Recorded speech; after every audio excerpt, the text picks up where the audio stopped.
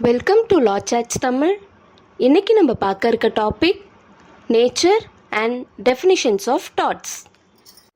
த word டாட், இந்த டாட் அப்படின்ற வார்த்தையை லாட்டினில் டிரைவ் பண்ணியிருக்காங்க tortum, which means to twist or க்ரூக்ட்.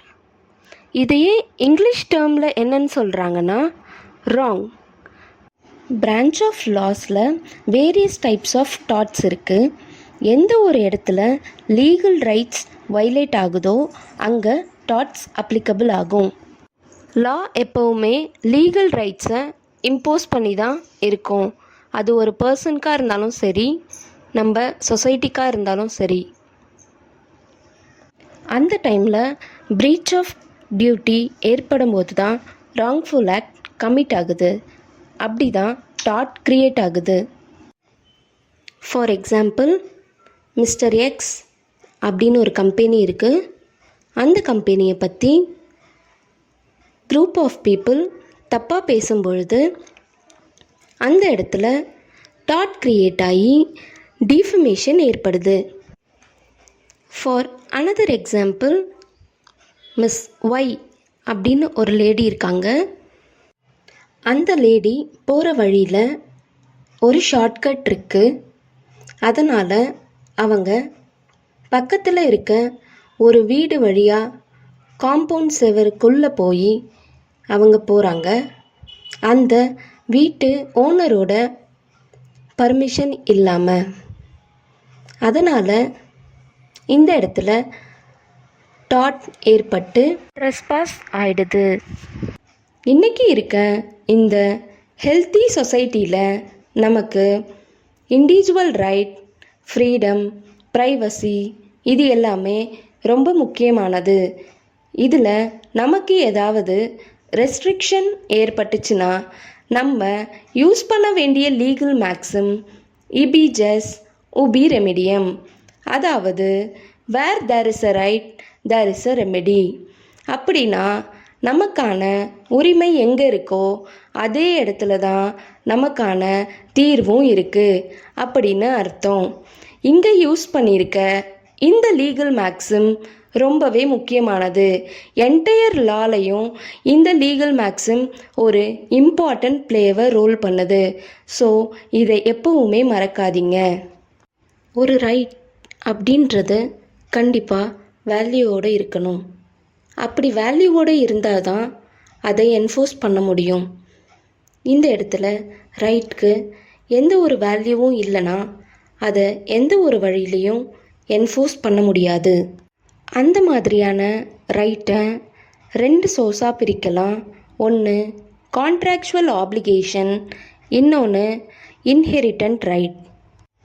ரெண்டு பர்சன் சேர்ந்து போடுற கான்ட்ராக்டில் ஏதாவது வைலேஷன் ஏற்பட்டுச்சுன்னா அங்கே என்ன ரெமெடி கிடைக்கணும் அப்படின்றத முன்னாடியே கான்ட்ராக்டில் ஃப்ரேம் பண்ணி வச்சுருப்பாங்க. ஆனால் இதே ஒரு இண்டிவிஜுவல் பர்சனோட ரைட் அங்கே வைலேட் ஆகும் பொழுது எந்த ஒரு எக்ஸ்பிளிசிட் கான்ட்ராக்டும் நம்ம ஃப்ரேம் பண்ணி வச்சுருக்க மாட்டோம். அந்த வைலேஷனை தான் இங்கே டாட்டில் ராங்ஃபுல் ஆக்ட் அப்படின்னு சொல்லி குறிப்பிடுறாங்க. இப்போ நான் சொன்னேன் இல்லையா, அதுக்கு ஒரு எக்ஸாம்பிள் பார்க்கலாம். ஒரு கேர்ள் நைட்டில் சத்தமாக மியூசிக் ப்ளே பண்ணுறாங்க. அது பக்கத்தில் இருக்க ஓனருக்கு டிஸ்டர்ப் ஆகுது. இந்த இடத்துல அந்த கேர்ளுக்கும் ஓனருக்கும் எந்த ஒரு கான்ட்ராக்டும் கிடையாது. அதாவது இந்த டைமில் நீங்கள் எந்த ஒரு சாங்கும் ப்ளே பண்ணக்கூடாது அப்படின்னு எந்த ஒரு ஆப்ளிகேஷன்ஸும் ரெண்டு பேருக்குள்ளேயும் இல்லை. ஆனால் ஒரு இண்டிவிஜுவல் பர்சனோட ரைட் மட்டும் வைலேட் ஆகுது. இந்த இடத்துல அந்த பொண்ணு வீட்டை சுற்றி யார் இருந்தாலுமே அவங்க அந்த பொண்ணுக்கிட்ட டேமேஜஸ் கிளைம் பண்ணிக்கலாம். ஏன்னா இந்த இடத்துல ஒரு இண்டிவிஜுவல் பர்சனோட ரைட் வைலேட் ஆகுது. Definition of dots.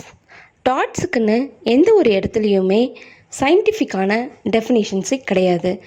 அதனால் டாட்ஸ்க்கு டெஃபினிஷனே இல்லையா அப்படின்னு பார்த்தீங்கன்னா அதுவும் இல்லை.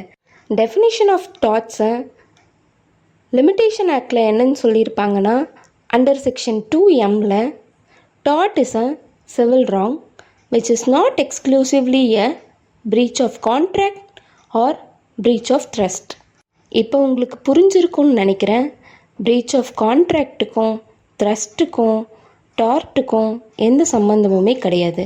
breach of contract and trust is different from tort. definition of torts'ை பற்றி ஒரு 3 ஆத்தர் எக்ஸ்பிளைன் பண்ணியிருக்காங்க. ஒன்று Salmond, second Winfield, third one Fraser. Salmond என்ன சொல்லியிருப்பாங்கன்னா, டாட் is a civil wrong and இது மூலியமாக ரெமிடியாக நம்ம என்ன கிளைம் பண்ணிக்க முடியும்னா அன்லிக்விடேட்டட் டேமேஜஸை கிளைம் பண்ணிக்கலான்னு சொல்லியிருப்பாங்க. And same it is not exclusively a breach of கான்ட்ராக்டும் கிடையாது, ப்ரீச் ஆஃப் ட்ரஸ்ட்டும் கிடையாது அப்படின்னு எக்ஸ்பிளைன் பண்ணியிருப்பாங்க. வின்ஃபீல்ட் என்ன சொல்லியிருப்பாங்கன்னா, ப்ரீச் ஆஃப் டியூட்டி நடக்கிறது மூலியமாக டார்ட் உருவாகுது, அதனால் நம்ம ரெமிடியாக அன்லிக்விடேட்டட் டேமேஜஸை கிளைம் பண்ணிக்கலாம் அப்படின்னு சொல்லியிருப்பாங்க.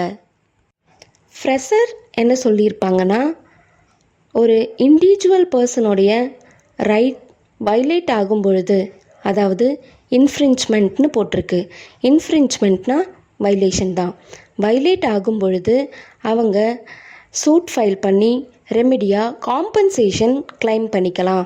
இங்கே இன்ஜூர்டு பார்ட்டி அப்படின்னு குறிப்பிடுறது யாருடைய லீகல் ரைட் அவங்கள விட்டு போயிருக்கோ, யாரோட லீகல் ரைட் வயலேட் ஆகிருக்கோ அவங்கள தான் இன்ஜூர்டு பார்ட்டி அப்படின்னு இங்கே எக்ஸ்பிளைன் பண்ணியிருக்காங்க. அவங்க சூட் ஃபைல் பண்ணி காம்பன்சேஷன் கிளைம் பண்ணிக்கலாம் அப்படின்னு ஃப்ரெசர் எக்ஸ்பிளைன் பண்ணியிருக்காங்க.